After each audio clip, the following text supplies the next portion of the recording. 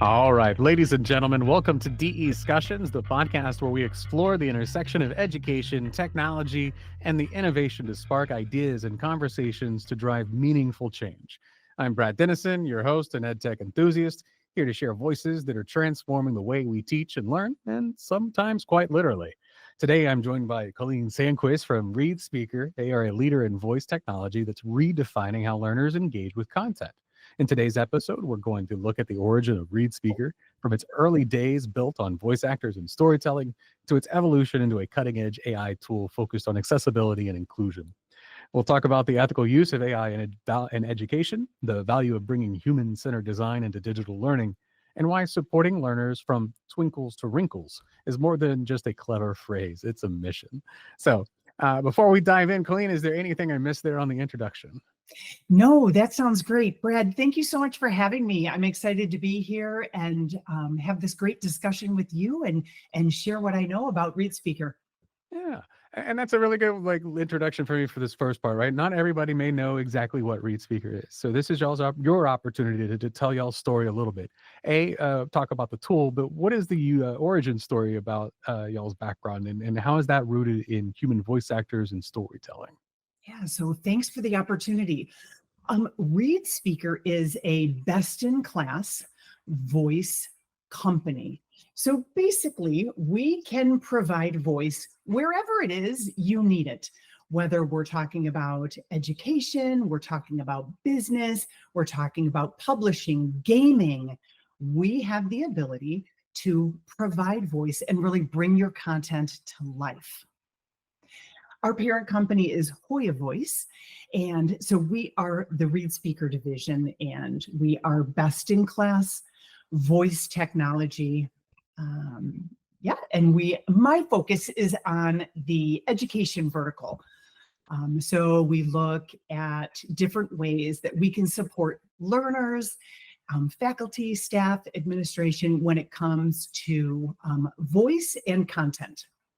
So then, Colleen, when you talk about all these things that Readspeaker is doing, how has that mission evolved over time? And what right now continues to drive the work that y'all are doing in education? So we have always been about accessibility and making content available to learners in a way that suits either their learning preference or their learning need. And so when we start with voice, we're actually going to the core of the company, and we're taking that and using it as kind of a catalyst to help learners engage with content, as I said, that best fits their style or their need. And it's not just a voice. I mean, there's more tools in there. We've been using this platform, College of the Mainland, for coming up on 2 years, I want to say now. And there is a lot more to it. Could you touch base a little bit more on what is it besides just that narration function? Absolutely, absolutely. So when we talk about the education vertical, we are talking about text to speech, be it online, offline, regardless of the device. So we're providing that streaming content of information.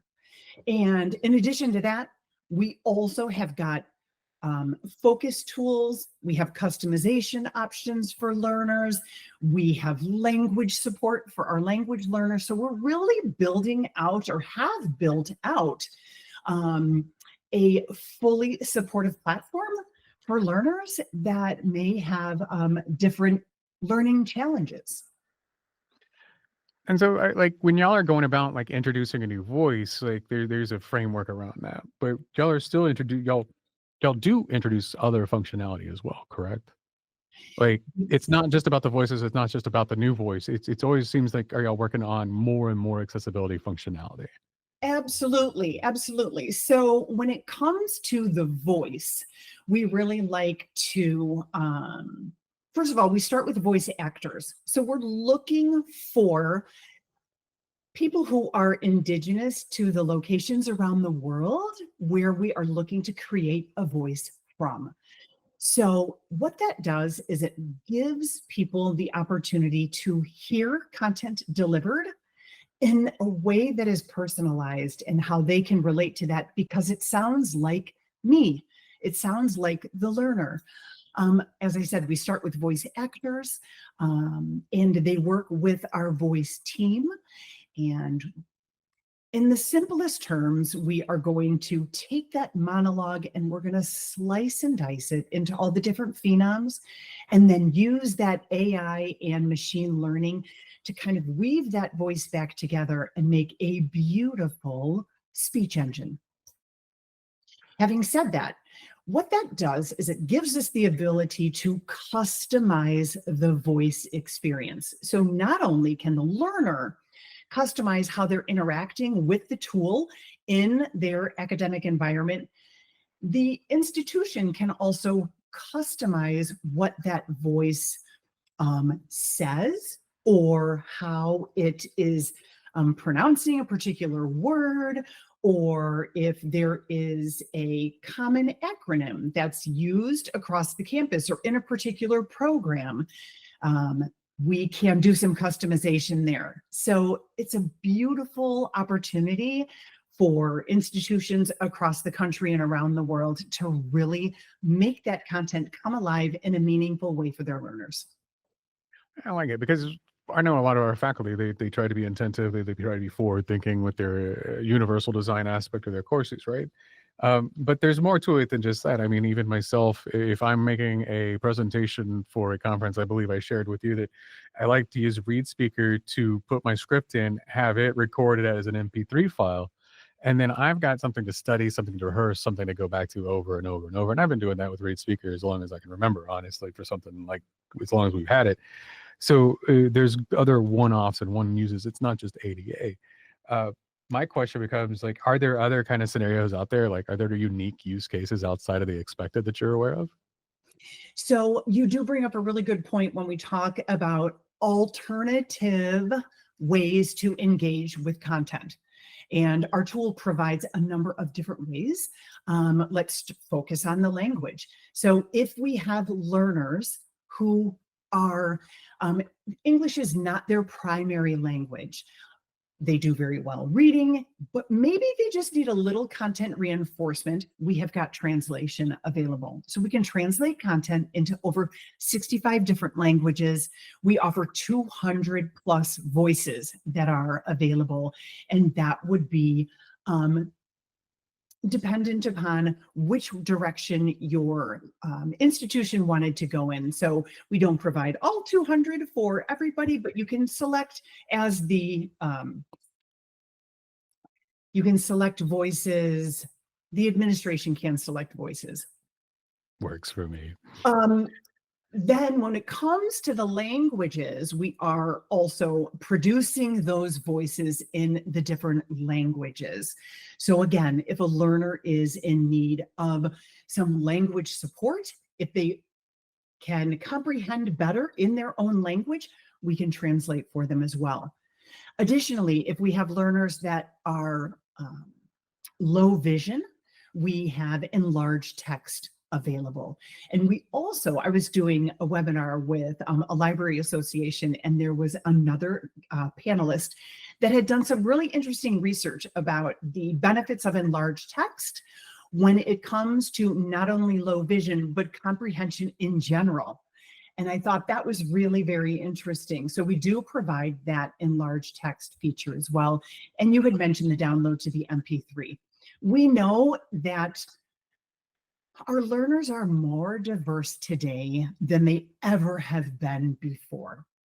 And actually, I was at a conference just last week, and an author was talking about the new majority learner.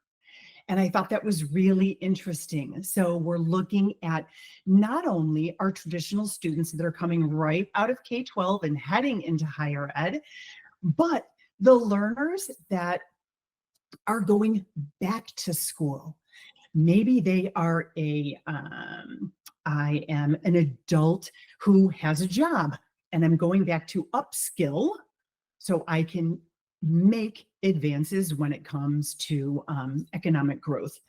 I am a learner who is caring for elderly parents. I am a mom with 3 children. I got to get to soccer practice.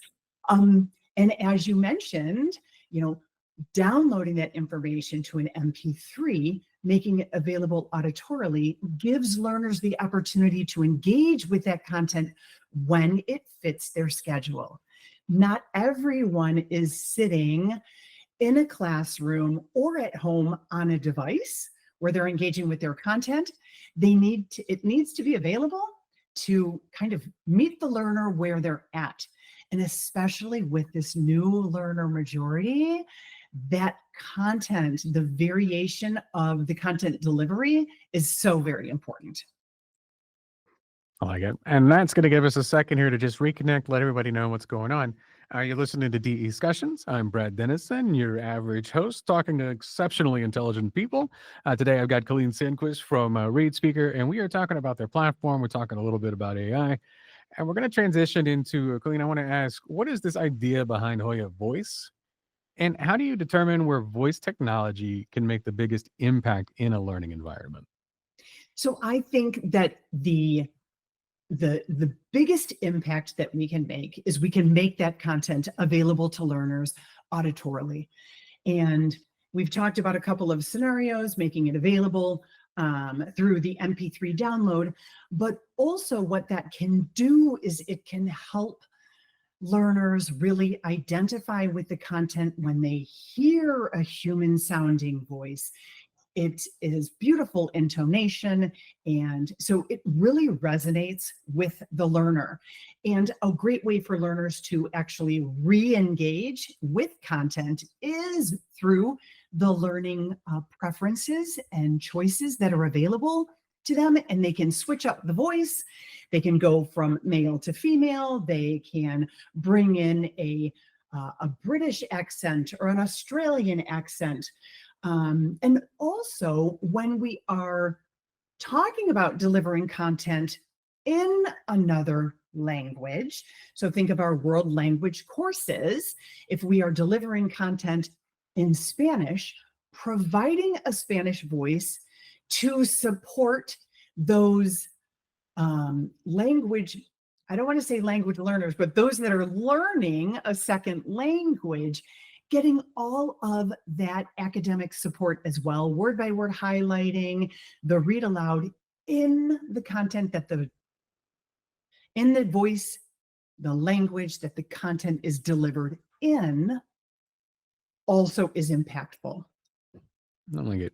And you're touching base and you're talking about language and you're talking about, you're even talking about inclination of like tones depending on regionally where you're at in the United States, right? And one thing, I'm going to segue, it's going to make sense. One thing that's popularized this year has been, Google's Notebook LM, where faculty can do something like provide their syllabus and they end up with a AI voiced podcast, right? Kind of a fun trick, but it's missing some vital things. And so now I'm thinking, well, you could just take that transcript, put it into Readspeaker and get it into multiple languages, right? So I guess, what do y'all think as y'all are paying attention to the new tools that are coming up, and how there's got to be something that's kind of like, oh, they thought of that, and then there's got to be something that's part of like, oh, we want to steal that, right? So y'all have got to be paying attention to what's going on. So how does that go? So we are really paying attention. And if you're not looking at AI and incorporating that into tools that are being created, we're going to be left behind. We have to be innovating. We have to be watching what's going on in the market, and then also incorporating some innovation from a Readspeaker perspective into new tools. And actually, it's very exciting. We do have a new tool that is going to be coming out a little bit later this year, and we will be using the AI technology. We're going to be doing some great stuff in the realm of student success.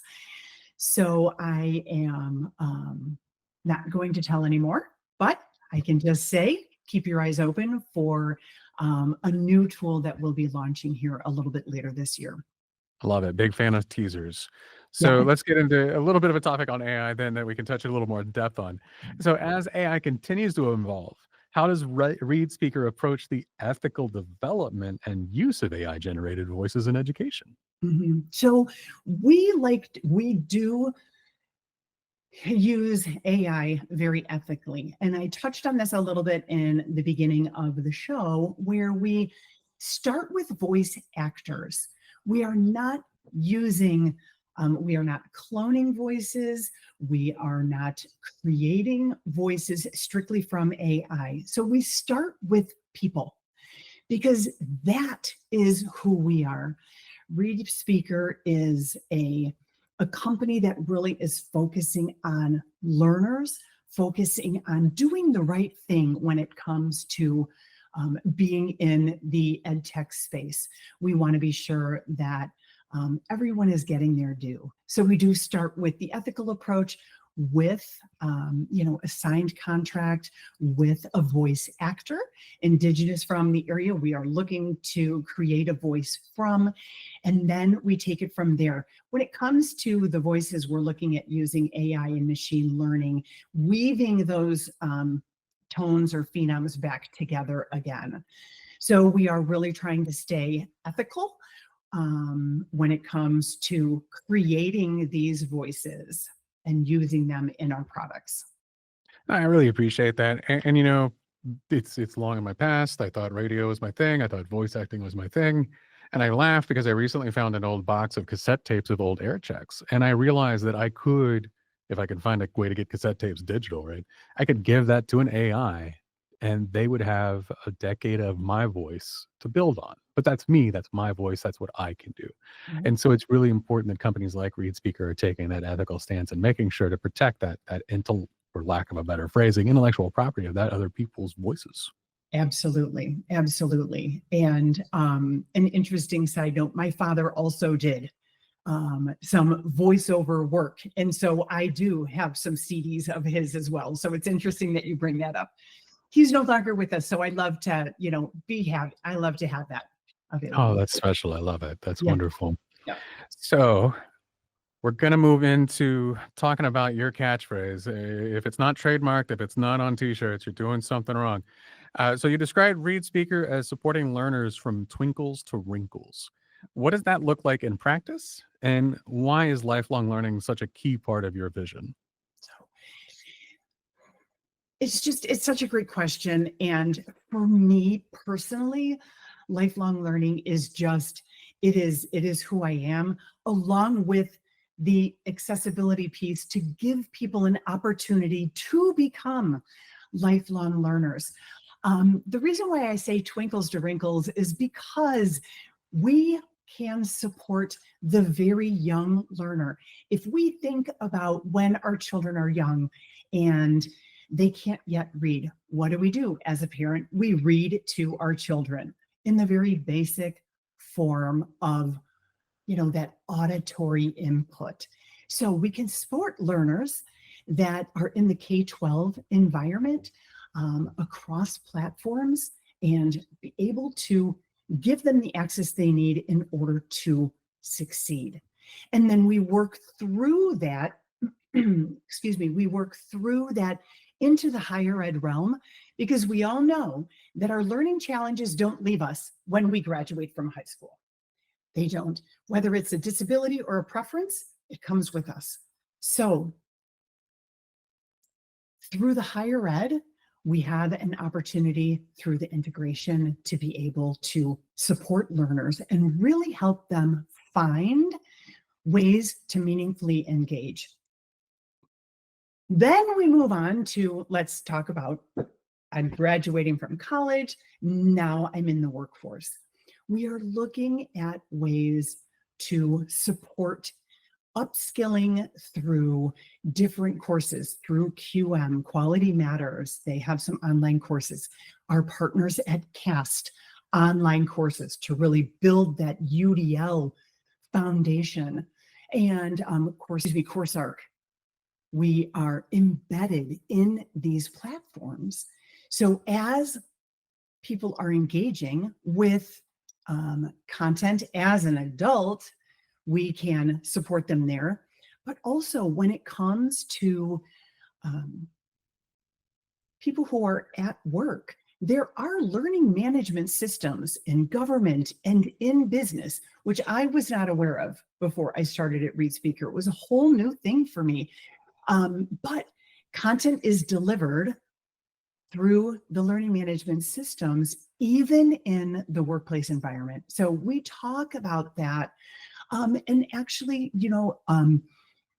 someone could go right to our website and sign up for a trial or get access to our products and be able to support themselves outside of a structured environment. So that's why I say twinkles to wrinkles, because we just want to be sure that we are supporting learners regardless of where they are in their journey, because learning it's a journey. We're never done. It's a good stance. Never stop learning and never stop helping others get it figured out too, right? So I really appreciate that stance. And I'm going to ask, we've covered quite a bit, and you were probably the first one. I'll say this, we've actually planned out more content for later, but I hope to have you back.